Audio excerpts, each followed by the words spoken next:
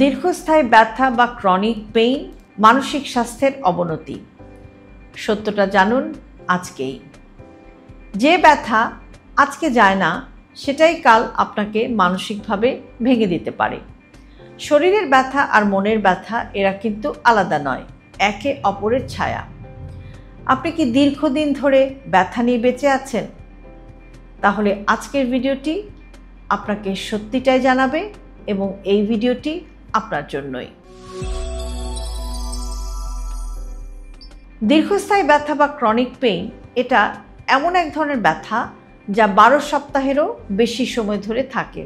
সেটা হতে পারে কোমর ব্যথা, ঘাড় ব্যথা, মাইগ্রেন, আর্থ্রাইটিস, স্নায়বিক ব্যথা কিংবা অজানা কোনো ব্যথা।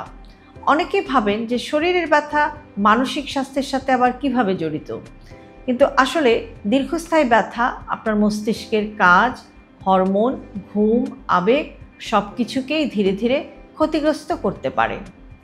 আজকের ভিডিওতে আমরা একটু জানার চেষ্টা করব যে দীর্ঘস্থায়ী ব্যথা কিভাবে আপনার মানসিক স্বাস্থ্যকে প্রভাবিত করতে পারে, কেন ব্যথা বাড়লে স্ট্রেস, ডিপ্রেশন, উদ্বেগ বাড়ে, ব্রেনে ঠিক কী পরিবর্তন হয় এবং আপনি কিভাবে ব্যথা আর মানসিক চাপের এই চক্রটাকে ভাঙতে পারেন।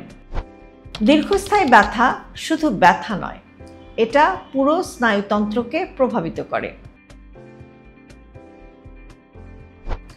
আপনার স্নায়ুতন্ত্র ব্যথা অনুভব করে এবং সিগন্যাল পাঠায়, কিন্তু যখন ব্যথা মাসের পর মাস থাকে তখন স্নায়ুতন্ত্র বা নার্ভাস সিস্টেম এটা কিন্তু ওভার সেন্সিটিভ হয়ে যায় বা অতিরিক্ত সংবেদনশীল হয়ে যায়, যে কারণে খুব ছোট ব্যথাকেও অনেক বড় ব্যথা মনে হয়।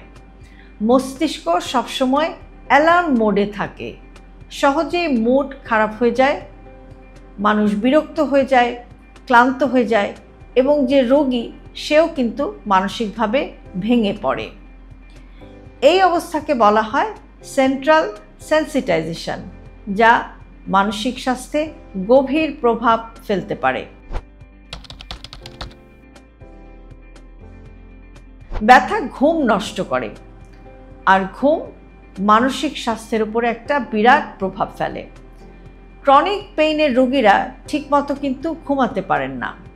ঘুমের অভাব হলে স্ট্রেস হরমোন কর্টিসল বেড়ে যায়, মুড নিয়ন্ত্রণের হরমোনও কমে যায়, মনকে আরও ক্লান্ত এবং বিষণ্ণ করে তোলে।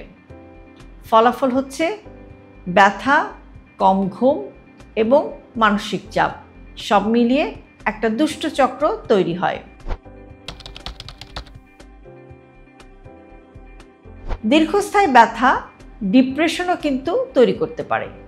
গবেষণা দেখা গেছে যে ক্রনিক পেইন রোগীদের মধ্যে 30 থেকে 50% ডিপ্রেশন দেখা যায়। কারণ হচ্ছে যে ব্যথার কারণে দৈনন্দিন কাজ করাটা কঠিন হয়ে যায়, কাজে যেতে সমস্যা হয়, সামাজিকভাবে মেলামেশা করতেও কষ্ট হয়, সামাজিক যোগাযোগটাও কমে যায়, নিজেকে খুবই অসহায় মনে হয়।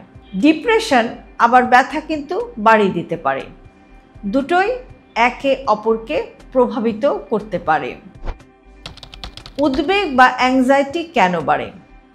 ক্রনিক পেইন বা দীর্ঘস্থায়ী ব্যথা থাকলে মানুষ আসলে সবসময় ভাবতে থাকে যে ব্যথাটা বুঝি আবার বাড়বে, আমি কি কখনো স্বাভাবিক হতে পারবো, আগের মতো আমি কাজ করতে পারবো। এই ভয় আর দুশ্চিন্তায় কিন্তু অ্যাংজাইটি বাড়িয়ে দেয়। যাদের ব্যথা আছে তাদের মস্তিষ্কের অ্যামাগডেলা নামক যে অংশটি আছে সেটা একটু বেশি সক্রিয় থাকে, যা সরাসরি অ্যাংজাইটির সাথে সম্পর্কযুক্ত। ব্যথা মানুষের আত্মবিশ্বাসও কমিয়ে দেয়। আগের মতো আমার শক্তি নেই, কাজ করতে ভয় লাগে, শরীরের ওপর ভরসা কমে যায়, নিজের ক্ষমতা নিয়ে সন্দেহ জন্মায়। এগুলো সরাসরি মানসিক স্বাস্থ্যে নেতিবাচক প্রভাব ফেলে। ক্রনিক পেইন মানে হচ্ছে সোশ্যাল আইসোলেশন। ব্যথার জন্য মানুষ ধীরে ধীরে কিন্তু সামাজিকতা কমিয়ে দেয়, বাইরে যাওয়া কমিয়ে দেয়, বন্ধুদের সাথে যোগাযোগ কমিয়ে দেয়, কথা বলা কমিয়ে দেয়, এমনকি অনেক সময় রোগীরা পরিবার থেকেও বিচ্ছিন্ন হয়ে যায়। এই একাকিত্ব ডিপ্রেশন এবং উদ্বেগ বাড়ায়। মস্তিষ্কে রাসায়নিক পরিবর্তন হয়। দীর্ঘস্থায়ী ব্যথা থাকলে সেরোটোনিন কমে, ডিপ্রেশন বাড়ে, ডোপামিন কমে, মোটিভেশন কমে, কর্টিসল বাড়ে, স্ট্রেস বাড়ে। অর্থাৎ ব্যথা শুধু শরীর নয়, হরমোনের পুরো ব্যালেন্সকেও কিন্তু নষ্ট করে দিতে পারে। ব্যথা কেন মানসিকভাবে ক্লান্ত করে? কারণ শরীর ক্রমাগত ব্যথার সিগন্যালটাকে ফিল্টার করার চেষ্টা করে। এই প্রক্রিয়াটিতে এত শক্তি শরীর খরচ করে যে মনোযোগ কমে যায়, মাথা ঝিমঝিম করে, কাজের ইচ্ছা হারায় এবং দৈনন্দিন জীবনের সিদ্ধান্তগুলো নিতেও কিন্তু কষ্ট হয়। এই মানসিক ক্লান্তিকে বলা হয় ফ্যাটিগ। ব্যথার সঠিক কারণটা নির্ণয় করতে হবে। ডাক্তার অথবা ফিজিশিয়ান কিংবা ফিজিওথেরাপিস্টের চেকআপও কিন্তু জরুরি। নিয়মিত ব্যায়াম, সেটা যদি হালকাও হয় সেটাও কিন্তু খুবই জরুরি। ওয়াকিং বা হাঁটা, স্ট্রেচিং, যোগা এগুলো খুবই কার্যকর।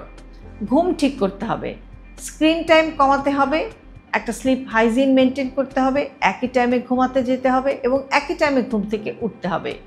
Stress management, deep breathing exercise practice, meditation, mindfulness, journaling এগুলো কিন্তু ভালো কাজ করে এই ক্রনিক পেইনের নিয়ন্ত্রণে বা ম্যানেজমেন্টে।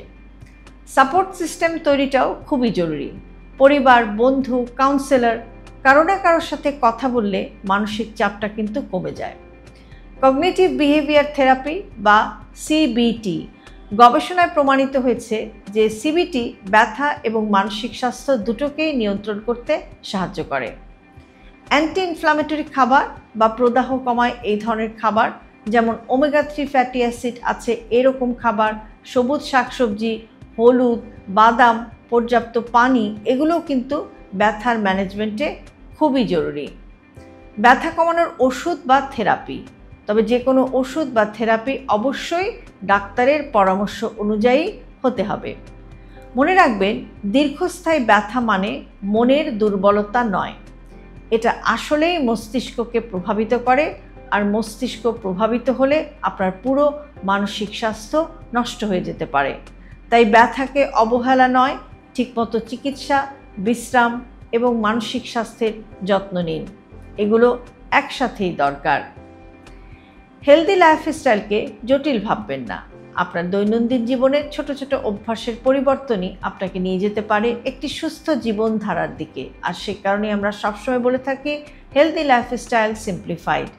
আজকের ভিডিওটি যদি আপনাদের কাছে ইউজফুল মনে হয় তাহলে অবশ্যই প্রিয়জনের সাথে শেয়ার করতে ভুলবেন না। আর এরকম আরও ভিডিও প্রতিদিন পেতে সাবস্ক্রাইব করুন আমাদের ইউটিউব চ্যানেল এবং ফলো করুন আমাদের Facebook page with doctor Shahnaz Chowdhury.